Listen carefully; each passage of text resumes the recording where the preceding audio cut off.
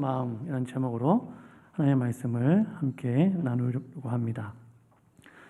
누가복음 17장 20절에 보면 바리새인들이 예수님을 찾아와서 예수님께 한 가지 질문을 합니다. 하나님의 나라가 어느 때에 임하겠습니까? 하나님의 나라가 언제 임하겠습니까? 라는 질문을 합니다. 이 질문에 예수님은 이렇게 대답하십니다. 하나님의 나라는 볼 수 있게 임하는 것이 아니요 또 여기 있다 저기 있다고도 못하리니 하나님의 나라는 너희 안에 있느니라. 예수님께서 이렇게 대답하셨습니다. 하나님의 나라가 어디에 있다고 주님이 말씀하셨죠? 너희 안에 있다. 여기 있다 저기 있다 할 수 있는 것이 아니라 하나님의 나라는 이미 너희 안에 있다, 이렇게 말씀하셨어요. 여기서 예수님께서 말씀하신 너희 안에 있다라는 이 말은 크게 두 가지 의미로 우리가 생각해 볼 수 있을 것입니다. 첫 번째는 하나님을 믿는 너희 무리 가운데, 하나님을 예배하는 너희 무리 가운데 그곳에 이미 하나님의 나라가 있다는 의미입니다. 또 하나의 의미는 하나님을 믿는 너의 마음속에, 너의 영혼이 거하는 그 마음속에 하나님의 나라가 있다는 의미로도 해석할 수 있습니다. 흔히 사람들이 가끔 하는 말 중에 내 마음이 천당과 지옥을 왔다 갔다 했어요, 이런 말을 하잖아요. 그 말은 우리가 살아보면 정말 맞는 말인 것 같습니다. 사람이 죽으면 그 영혼은 천국으로 또는 지옥으로 가게 되지만 우리는 이 땅의 삶을 살아가면서 이미 우리 마음속에서 자주 천국과 지옥을 경험하게 되는 것이죠. 제가 예전에 읽었던 이야기 중에 잊지 못할 이야기가 하나 있어서 잠시 소개하겠습니다. 한 아버지가 있었는데요. 이 아버지가 아들의 방을 이렇게 지나가게 됐습니다. 근데 아들의 방을 힐끗 보니까 웬일로 아들의 방이 너무나 깔끔하게 정리정돈되어 있는 거예요. 침대도 깔끔하게 정리가 되어져 있고 책상도 깨끗하게 정리가 되어 있는 것입니다. 모든 물건들이 제자리에 잘 정리되어 있었습니다. 아버지는 그걸 보면서 깜짝 놀랐어요. 속으로 얘가 웬일인가 이런 생각을 했어요. 왜냐하면 원래 그런 아들이 아니기 때문이죠. 근데 보니까 침대가 있고 베개가 있는데 그 베개 위에 편지 하나가 있는 거예요. 순간 아버지 마음이 덜컹 놀랐습니다. 그래서 그 방에 들어가서 그 베개 위에 있는 편지를 꺼내서 정말 불길한 마음, 불안한 마음을 가다듬고 편지를 꺼내서 읽었어요.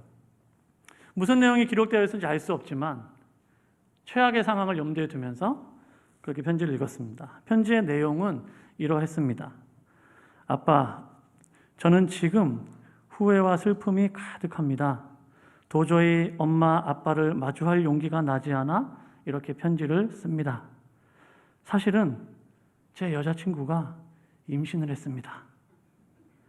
저는 그 아이와 있으면 너무 행복합니다. 그녀의 몸에 있는 문신과 그녀가 한 피어싱은 너무 멋있어 보이고 그녀가 오토바이를 타는 모습을 보면 너무 멋있습니다. 그녀가 저보다 나이가 많기 때문에 엄마와 아빠가 인정해 주지 않을 것이라는 것을 잘 알고 있습니다. 하지만 아빠, 걱정하지 마세요. 저는 이제 15살이잖아요. 제 자신 정도는 돌볼 수 있는 나이이니까요. 언젠가 아빠에게 멋진 손자들을 보여드릴게요.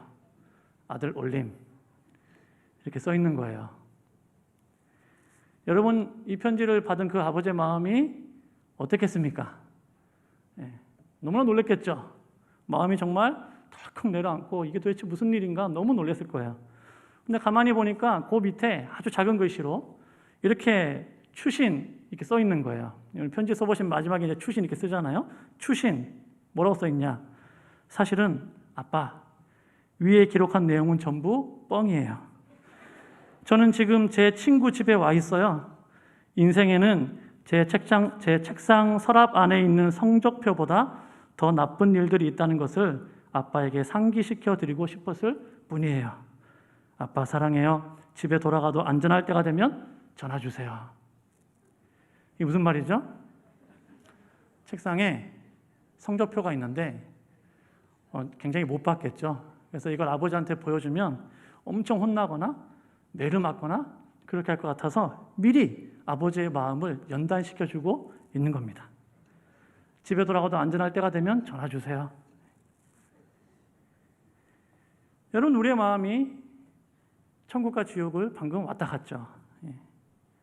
만약 이 이야기가 사실이라면, 만약 여러분이 이 편지를 쓴 아들의 아빠라면 또는 엄마라면 이 편지를 읽는 동안 그 마음이 어떠했겠습니까?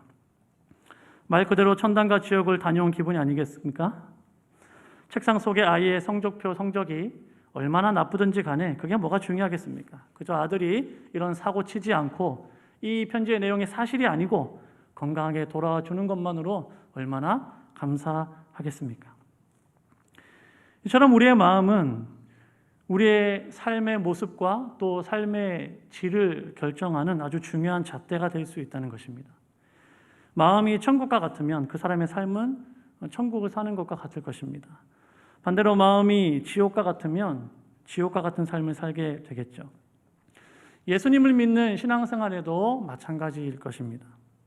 우리가 어떤 마음으로 예수님을 믿는가, 내가 어떤 마음으로 신앙생활을 하는가에 따라서 그 신앙의 모습과 그 신앙의 질은 달라질 것입니다. 지금 내 마음이 어떠한가에 따라서 그 사람이 경험하고 있는 또 받고 있는 은혜는 분명 다를 것이기 때문이죠. 그래서 지혜의 왕이었던 솔로몬은 잠언 4장 23절에서 이렇게 말씀했습니다. 모든 지킬 만한 것 중에 더욱 내 마음을 지키라. 생명의 근원이 이에서 남이니라.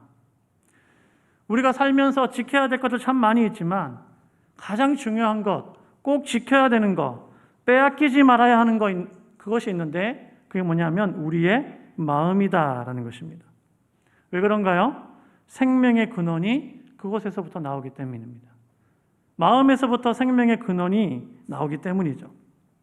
다른 말로 말하면 나를 살게 하는 힘이, 내가 오늘 살아가는 그 생명의 근원이 어디에서부터 나오느냐? 우리의 마음에서부터 나오기 때문입니다. 천국을 경험하고 천국의 삶을 살게 하는 그 생명이 우리의 마음에서부터 나오기 때문입니다. 아무리 좋은 집에 살고 좋은 음식을 먹으며 또 좋은 옷을 입고 좋은 대우를 받는다 할지라도 그의 마음이 너무나 고통스럽고 너무나 괴롭고 정말 죽을 것 같고 지옥 같은 마음이라면 그 모든 것들이 무슨 의미가 있겠는가 하는 것이죠. 지금 이 시간에도 우리가 하나님을 예배하면서 또 하나님을 만나기를 원하면서 또 하나님께서 주시는 그러한 은혜를 맛보고 천국의 기쁨을 우리가 경험하고자 하지만 우리의 마음이 그 은혜를 받을 만한 준비가 되어 있지 않고 우리의 마음이 무너져 있고 우리의 마음이 깨어져 있고 우리의 마음이 악한 것들에게 빼앗겨 있다면 하나님이 주시는 은혜를 온전히 받지 못할 것입니다. 물론 하나님께서는 그런 우리의 마음의 상태와 상관없이 당신의 주권과 당신의 능력으로 우리의 마음을 열고 들어오셔서 하나님의 은혜를 우리의 마음 가운데 부어 주실 수도 있습니다. 하지만 그것은 우리가 하는 것이 아니죠. 그것은 하나님께서 하시는 하나님의 일입니다.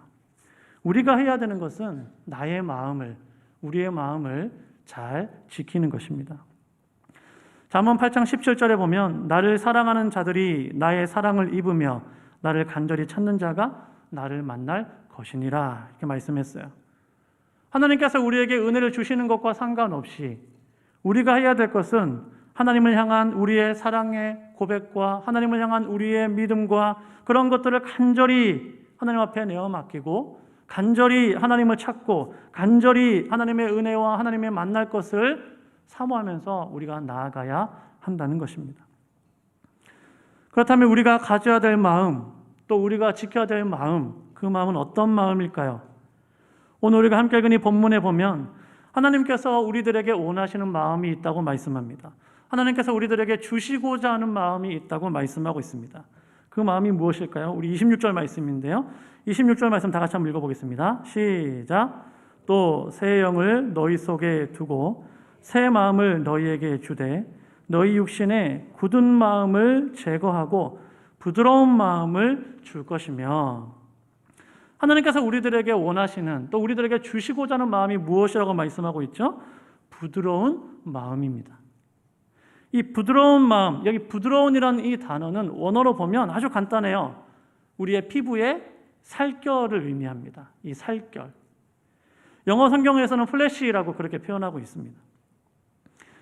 여러분, 어린아이들을 보면 굉장히 귀여운데 어린아이들을 이렇게 안아보시면 그들의 살결이 어떻죠? 굉장히 연합니다.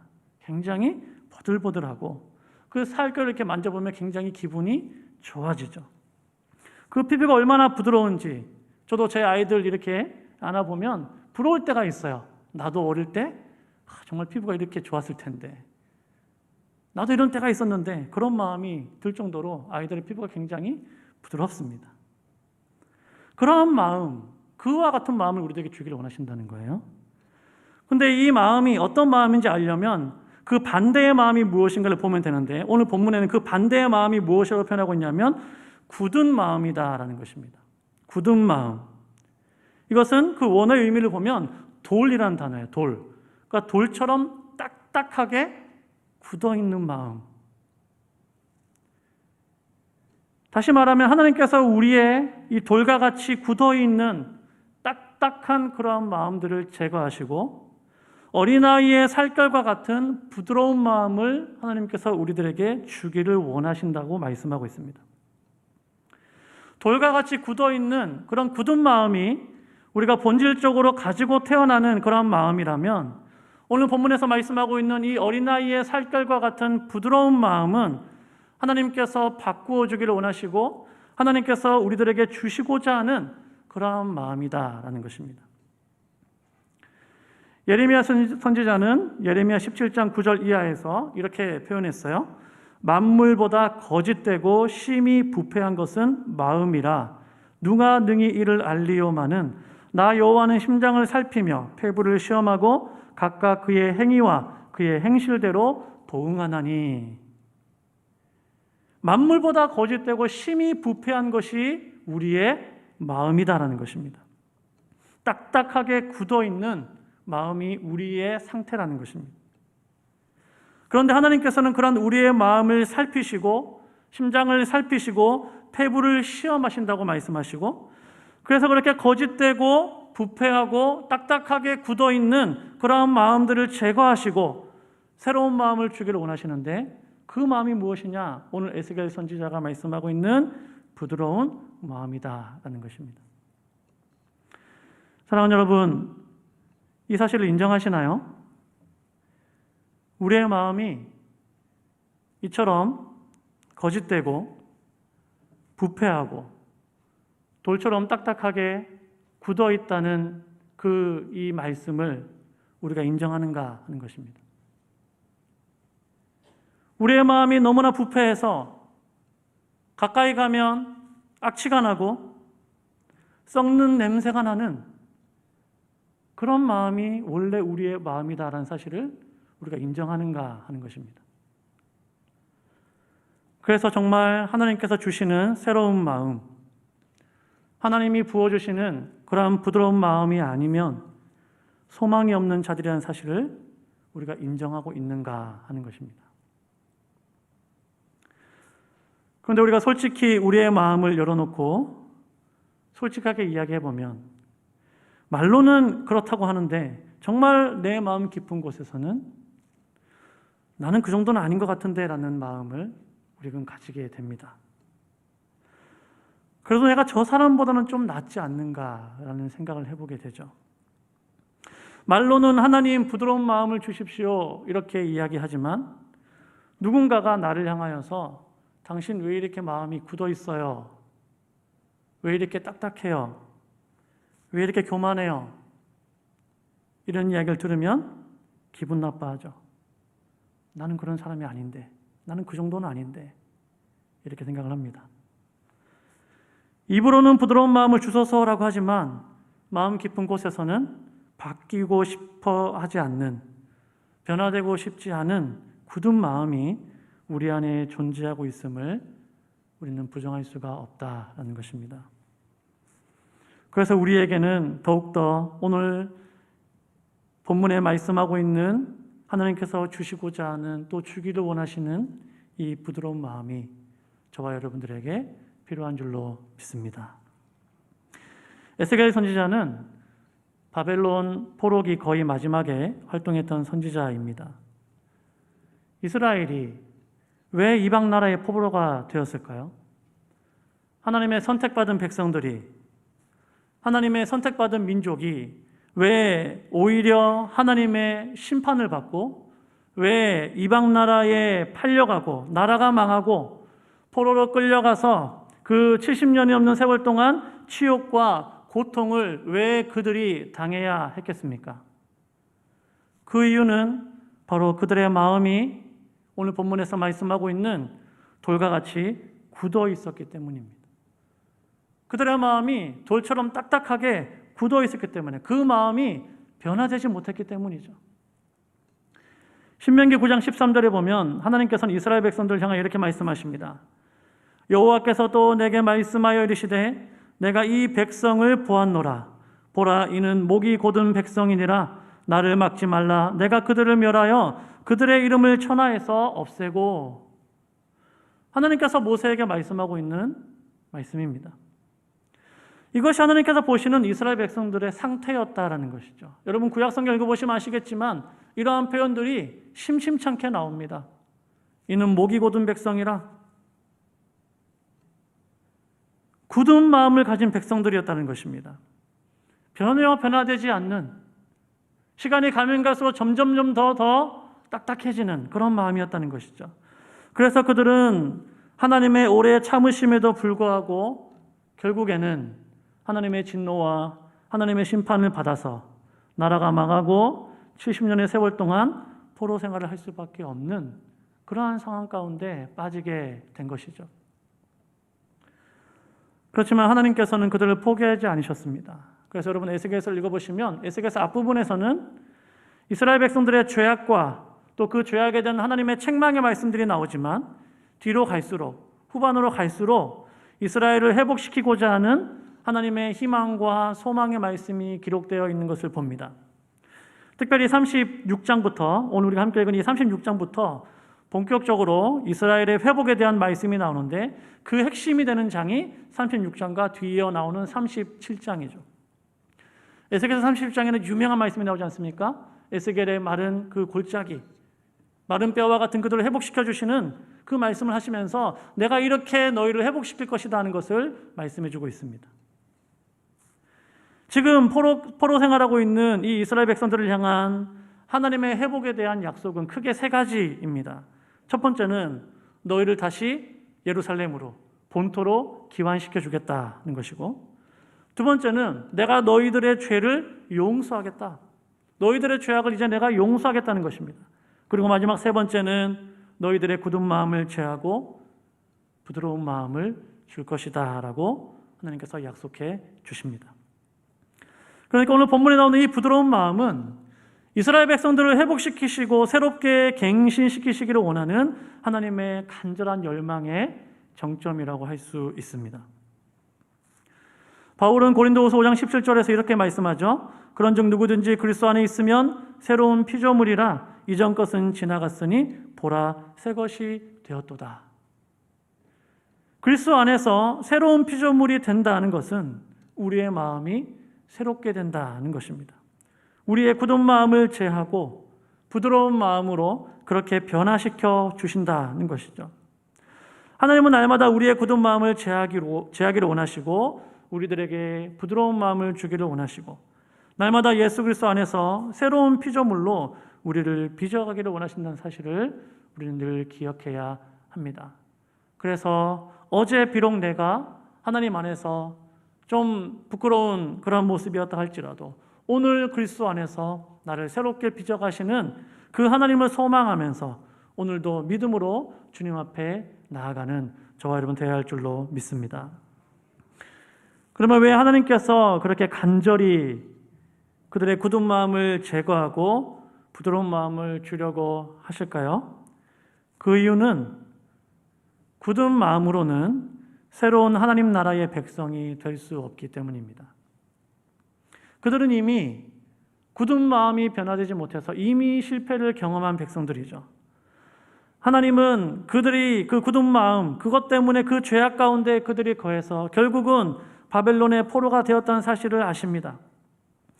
이제 그들을 포로에서 해방시키셔서 하나님께서 새롭게 만들어갈 이스라엘은 그러한 굳은 마음이 아니라 부드러운 마음으로, 새로운 마음으로 새롭게 된 하나님의 백성들이 되어야 하기 때문에 하나님은 그들의 굳은 마음을 제거하시고 부드러운 마음을 주실 것이라고 말씀하고 있습니다.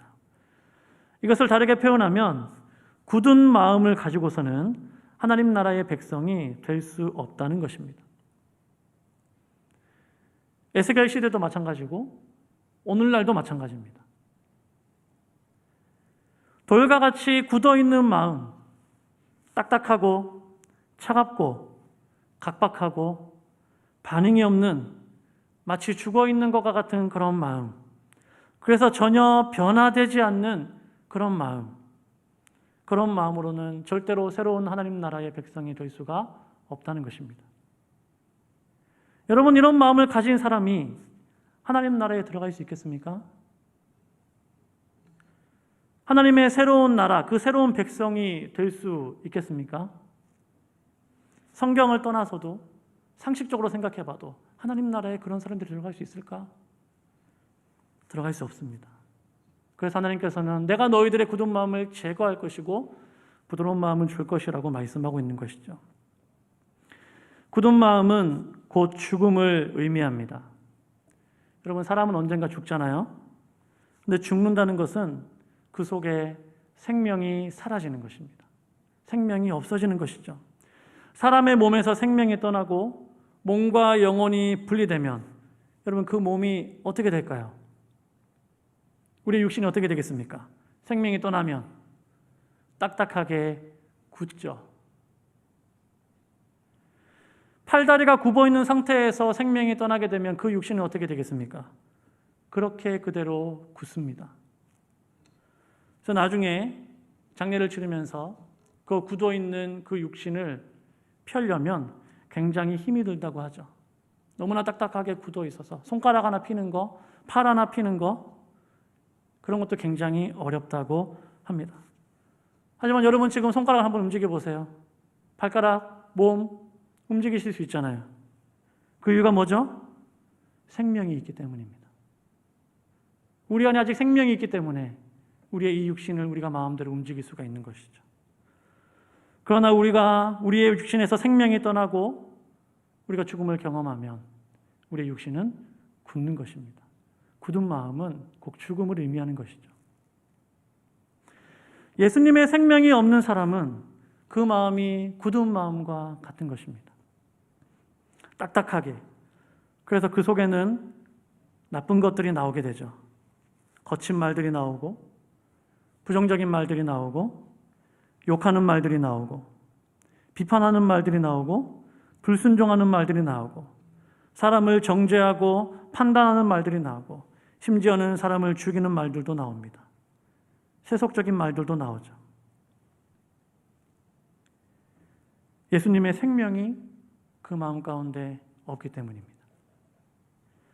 그러나 예수님의 생명이 그 마음속에 들어오고 예수님 안에서 새로운 피조물이 되고 그 마음이, 굳은 마음이 제거되어지고 부드러운 마음이 되면 그 안에는 사랑의 말들이 나오고 생명의 말들이 나오고 사람을 살리는 것들이 그 안에서부터 나오게 되는 줄로 믿습니다. 이것이 바로 하나님께서 소망하시는, 하나님께서 새롭게 만들어 가고자 하시는 새로운 나라, 구원받은 하나님의 백성들의 모습인 줄로 믿습니다. 그렇다면 우리가 어떻게 우리의 이 굳은 마음을 제거하고 부드러운 마음을 가질 수 있을까요? 오늘 말씀해 보면 우리의 힘으로는 불가능하다는 것을 우리가 알 수 있습니다.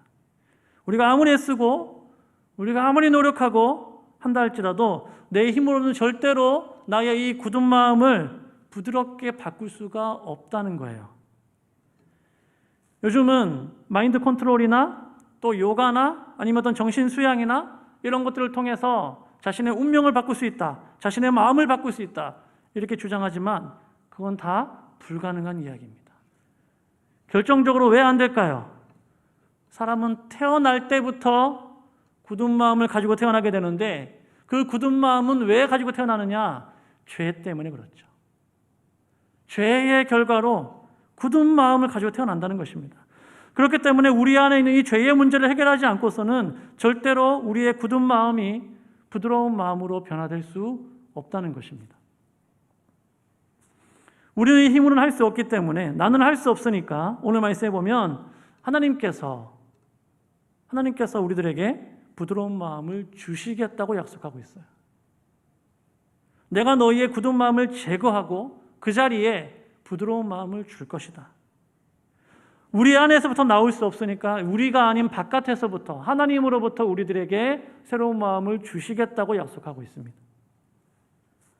오늘 본문은 계속해서 그 사실을 말씀하고 있죠. 오늘 25절 말씀에도 보면 맑은 물을 너희에게 뿌려서 너희를 정결하게 하고 더러운 것들로부터 너희를 깨끗하게 할 것이고 새 영을 너희 속에 두고 새 마음을 너희들에게 줄 것이고 내 영을 너희 속에 두어서 부드러운 마음을 줄 것이라고 하나님께서 약속하고 있는 것입니다. 스가랴 4장 6절에 보면 이런 말씀이 있죠. 만군의 여호와께서 말씀하시되 이는 힘으로 되지 아니하며 능력으로 되지 아니하고 오직 나의 영으로 되느니라. 하나님께서 하나님의 영으로, 하나님의 능력으로 그렇게 하시겠다고 말씀하고 있는 것입니다. 여기서 말씀하고 있는 나의 영은 성령을 의미합니다. 오늘 본문에서 말씀하고 있는 하나님께서 주시는 새 마음, 새 영도 성령을 의미합니다. 사람의 힘으로 되지 않는 것, 사람의 능력으로 할 수 없는 그 일을 하나님의 성령의 능력으로 하나님께서 하시겠다고 말씀하고 있는 것이죠.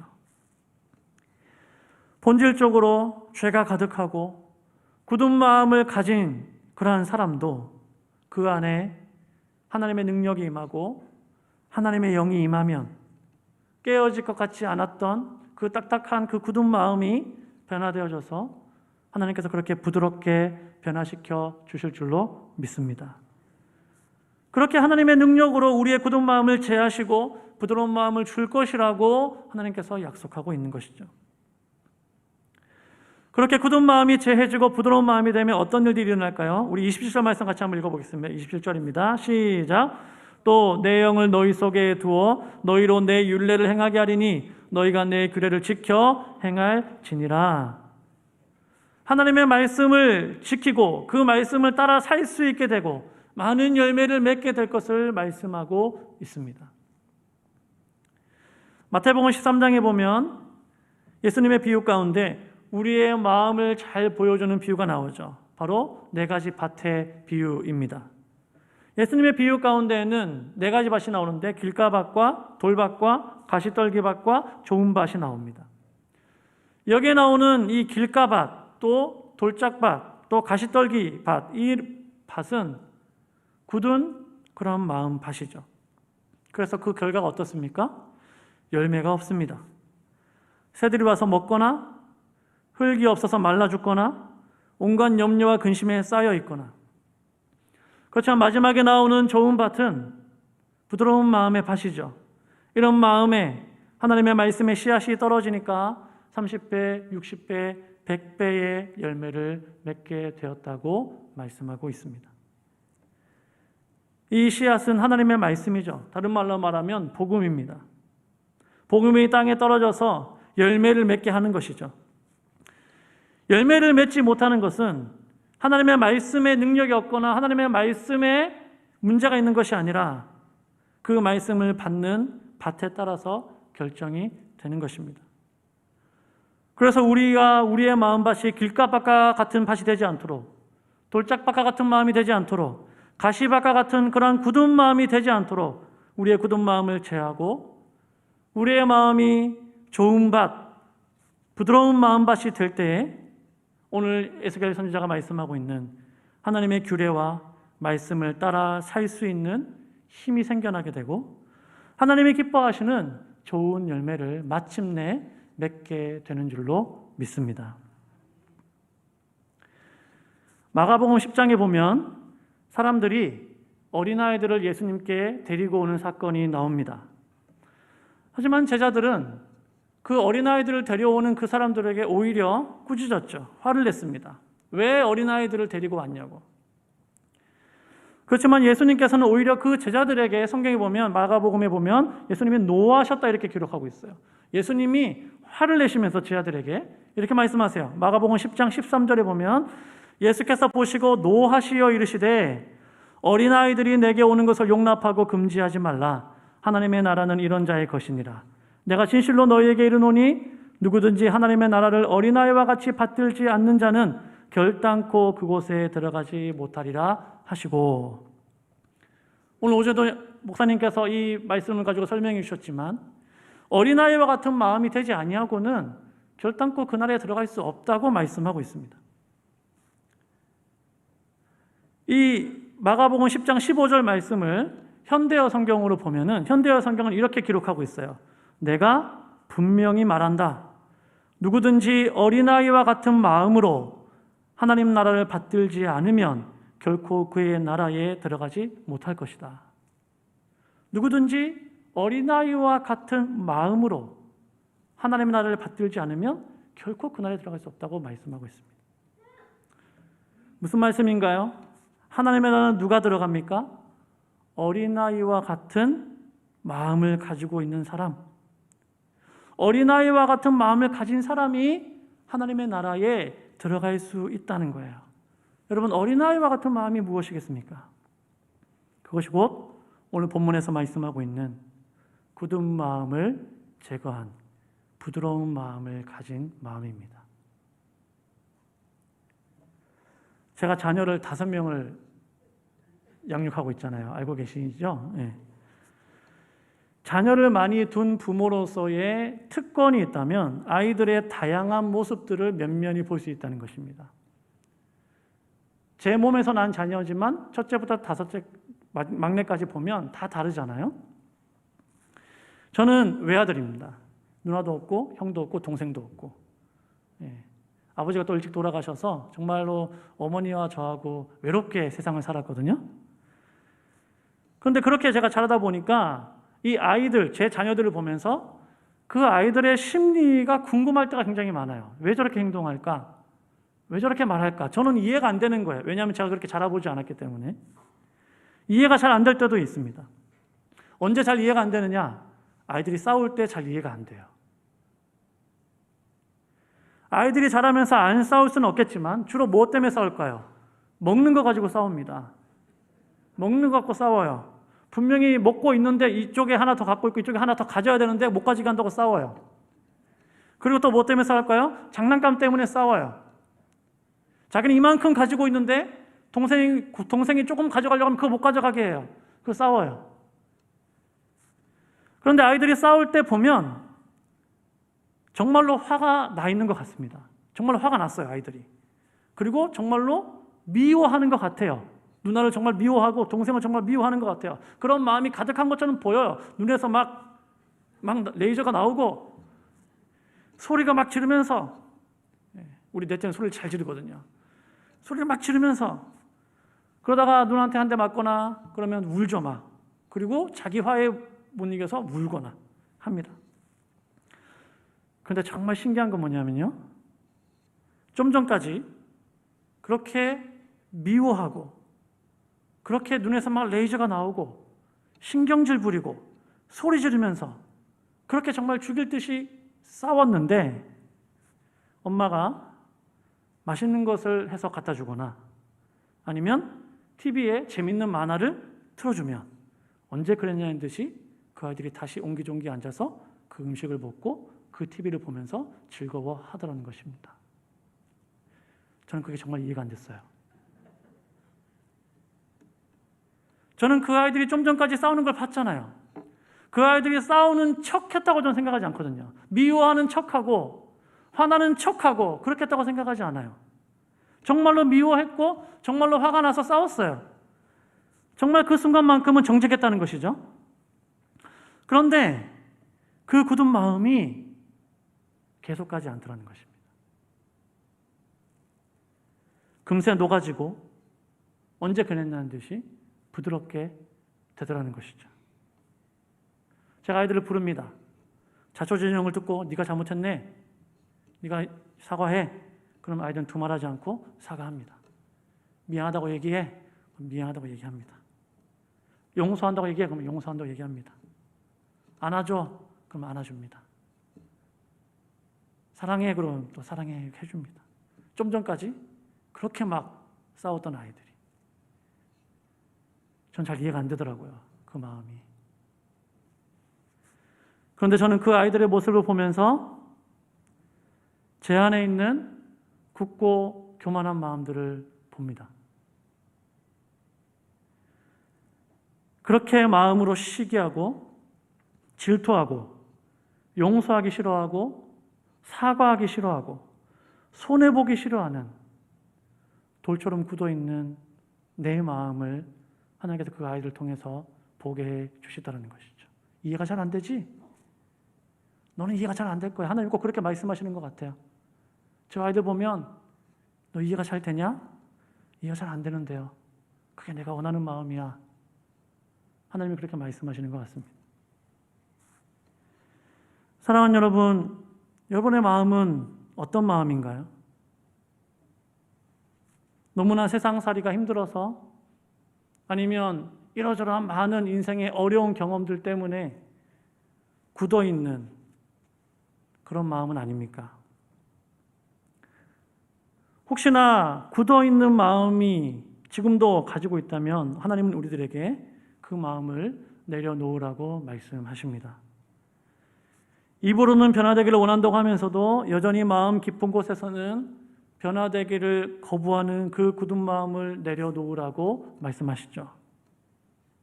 남들이 알지 못하는 은밀한 죄로 인해서 굳어있는 양심과 굳어있는 마음들을 진심으로 회개하라고 말씀하십니다.